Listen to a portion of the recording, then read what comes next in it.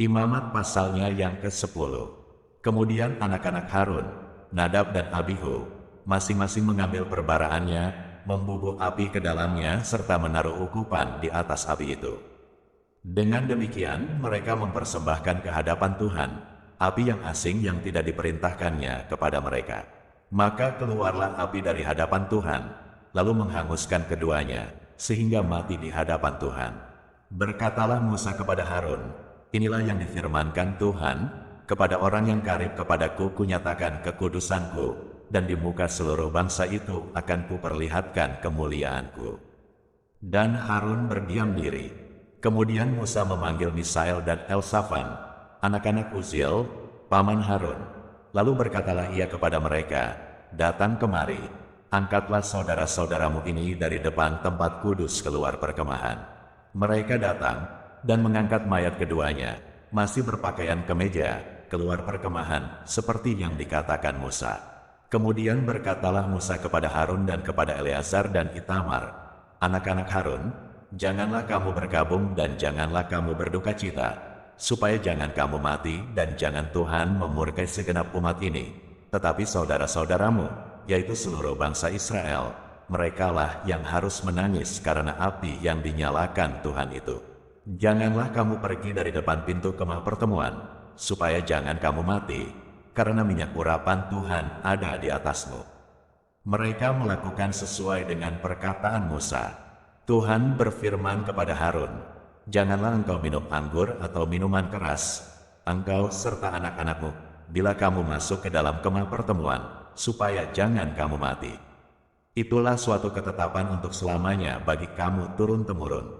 Haruslah kamu dapat membedakan antara yang kudus dengan yang tidak kudus, antara yang najis dengan yang tidak najis. Dan haruslah kamu dapat mengajarkan kepada orang Israel segala ketetapan yang telah difirmankan Tuhan kepada mereka dengan perantaraan Musa. Kemudian berkatalah Musa kepada Harun dan kepada Eleazar dan Itamar, anak-anak Harun yang tinggal itu, ambillah korban sajian yang tinggal dari segala korban api-apian Tuhan, dan makanlah itu sebagai roti yang tidak beragi di samping mezbah, karena itulah bagian Maha Kudus. Haruslah kamu memakannya di suatu tempat yang kudus, karena itulah ketetapan bagimu dan anak-anakmu dari segala korban api-apian Tuhan, sebab demikianlah diperintahkan kepadaku. Dada persembahan unjukan dan paha persembahan khusus itu haruslah kamu makan di suatu tempat yang tahir, engkau ini serta anak-anakmu laki-laki dan perempuan, karena semuanya diberikan sebagai ketetapan bagimu dan anak-anakmu dari segala korban keselamatan orang Israel. Paha persembahan khusus dan dada persembahan unjukan itu haruslah dibawa mereka ke tempat segala korban api-apian yang dari lemak itu, supaya dipersembahkan sebagai persembahan unjukan di hadapan Tuhan.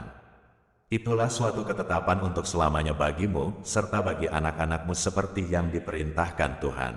Kemudian Musa mencari dengan teliti kambing jantan korban penghapus dosa itu, tetapi ternyata kambing itu sudah habis dibakar. Sebab itu dimarahinya lah Eleazar dan Itamar, anak-anak Harun yang tinggal itu. Katanya, mengapa tidak kamu makan korban penghapus dosa itu di tempat yang kudus? Bukankah itu sesuatu bagian Maha Kudus dan Tuhan memberikannya kepadamu, supaya kamu mengangkut kesalahan umat itu dan mengadakan pendamaian bagi mereka di hadapan Tuhan? Lihat, darahnya itu tidak dibawa masuk ke dalam tempat kudus. Bukankah seharusnya kamu memakannya di tempat kudus, seperti yang telah kuperintahkan? Lalu berkatalah Harun kepada Musa, memang benar, pada hari ini mereka telah mempersembahkan korban penghapus dosa dan korban bakaran mereka ke hadapan Tuhan, tetapi hal-hal seperti tadilah yang kualami. Jikalau pada hari ini aku memakan juga korban penghapus dosa, mungkinkah hal itu disetujui oleh Tuhan? Ketika Musa mendengar itu, ia menyetujuinya. Imamat pasalnya yang ke-11. Lalu Tuhan berfirman kepada Musa dan Harun, katanya kepada mereka, katakanlah kepada orang Israel, begini, inilah binatang-binatang yang boleh kamu makan dari segala binatang berkaki 4 yang ada di atas bumi. Setiap binatang yang berkuku belah, yaitu yang kukunya bersela panjang, dan yang memamah biak boleh kamu makan. Tetapi inilah yang tidak boleh kamu makan dari yang memamah biak, atau dari yang berkuku belah, unta, karena memang memamah biak, tetapi tidak berkuku belah, haram itu bagimu.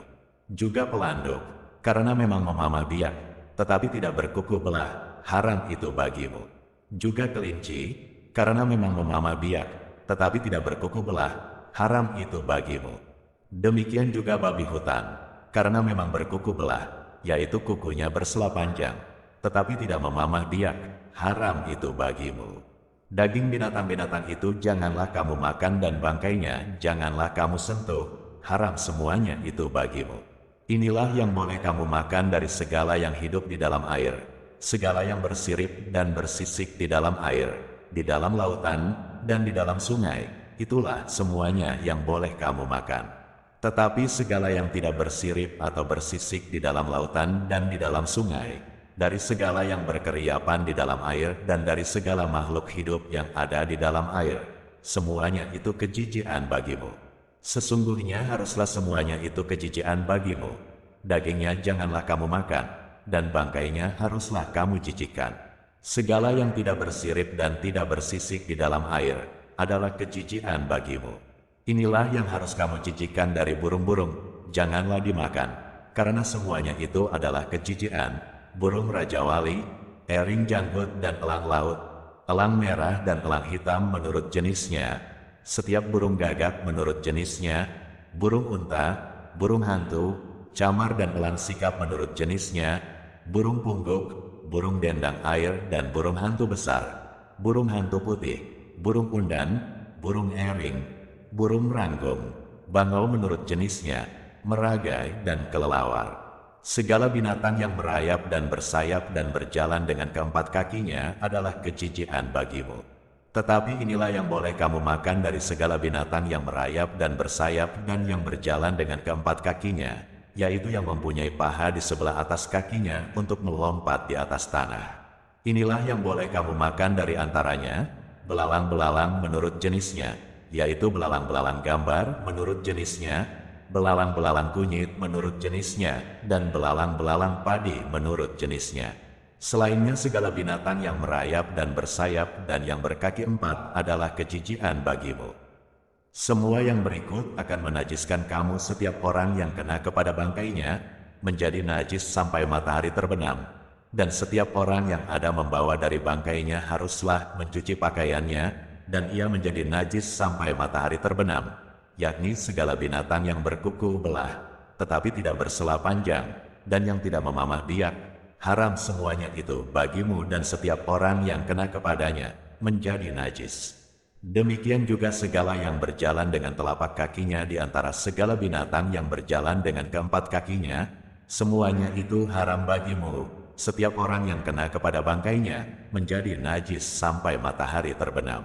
Dan siapa yang membawa bangkainya haruslah mencuci pakaiannya, dan ia menjadi najis sampai matahari terbenam. Haram semuanya itu bagimu. Inilah yang haram bagimu di antara segala binatang yang merayap dan berkeriapan di atas bumi, tikus buta, tikus, dan katak menurut jenisnya, dan landak, biawak, dan bengkarung, siput dan bunglon.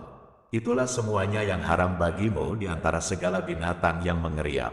Setiap orang yang kena kepada binatang-binatang itu sesudah binatang-binatang itu mati, menjadi najis sampai matahari terbenam. Dan segala sesuatu menjadi najis. Kalau seekor yang mati dari binatang-binatang itu jatuh ke atasnya, perkakas kayu apa saja atau pakaian atau kulit atau karung, setiap barang yang dipergunakan untuk sesuatu apapun, haruslah dimasukkan ke dalam air dan menjadi najis sampai matahari terbenam, kemudian menjadi tahir pula. Kalau seekor dari binatang-binatang itu jatuh ke dalam sesuatu belanga tanah, maka segala yang ada di dalamnya menjadi najis dan belanga itu harus kamu pecahkan. Dalam hal itu segala makanan yang boleh dimakan, kalau kena air dari belanga itu, menjadi najis, dan segala minuman yang boleh diminum dalam belanga seperti itu, menjadi najis. Kalau bangkai seekor dari binatang-binatang itu jatuh ke atas sesuatu benda, itu menjadi najis. Pembakaran roti dan anglo haruslah diremukkan, karena semuanya itu najis dan haruslah najis juga bagimu. Tetapi mata air atau sumur yang memuat air tetap tahir, sedangkan siapa yang kena kepada bangkai binatang-binatang itu menjadi najis. Apabila bangkai seekor dari binatang-binatang itu jatuh ke atas benih apapun yang akan ditaburkan, maka benih itu tetap tahir. Tetapi apabila benih itu telah dibubuhi air, lalu ke atasnya jatuh bangkai seekor dari binatang-binatang itu, maka najislah benih itu bagimu. Apabila mati salah seekor binatang yang menjadi makanan bagimu, maka siapa yang kena kepada bangkainya menjadi najis sampai matahari terbenam. Dan siapa yang makan dari bangkainya itu, haruslah mencuci pakaiannya, dan ia menjadi najis sampai matahari terbenam. Demikian juga siapa yang membawa bangkainya haruslah mencuci pakaiannya, dan ia menjadi najis sampai matahari terbenam. Segala binatang yang merayap dan berkeriapan di atas bumi adalah kejijikan, janganlah dimakan. Segala yang merayap dengan perutnya dan segala yang berjalan dengan keempat kakinya, atau segala yang berkaki banyak, semua yang termasuk binatang yang merayap dan berkeriapan di atas bumi, janganlah kamu makan, karena semuanya itu adalah kejijikan. Janganlah kamu membuat dirimu jijik oleh setiap binatang yang merayap dan berkeriapan, dan janganlah kamu menajiskan dirimu dengan semuanya itu, sehingga kamu menjadi najis karenanya.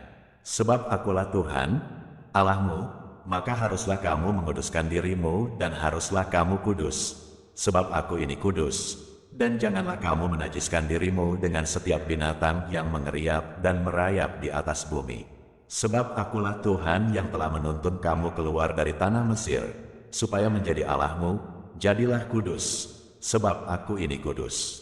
Itulah hukum tentang binatang berkaki empat, burung-burung dan segala makhluk hidup yang bergerak di dalam air dan segala makhluk yang mengeriap di atas bumi, yakni untuk membedakan antara yang najis dengan yang tahir, antara binatang yang boleh dimakan dengan binatang yang tidak boleh dimakan. Imamat pasalnya yang ke-12.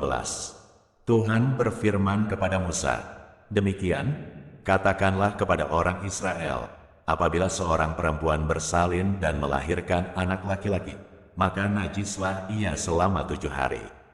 Sama seperti pada hari-hari ia bercemar kain, ia najis. Dan pada hari yang ke-8 haruslah dikerat daging kulit khatan anak itu. Selanjutnya 33 hari lamanya perempuan itu harus tinggal menantikan pentahiran dari darah nifas. Tidak boleh ia kena kepada sesuatu apapun yang kudus dan tidak boleh ia masuk ke tempat kudus sampai sudah genap hari-hari pentahirannya. Tetapi jikalau ia melahirkan anak perempuan, maka najislah ia selama 2 minggu, sama seperti pada waktu ia bercemar kain. Selanjutnya 66 hari lamanya ia harus tinggal menantikan pentahiran dari darah nifas.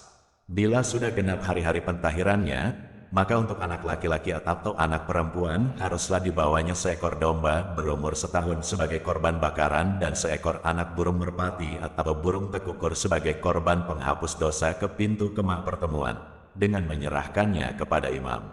Imam itu harus mempersembahkannya ke hadapan Tuhan dan mengadakan pendamaian bagi perempuan itu. Demikianlah perempuan itu ditahirkan dari leleran darahnya.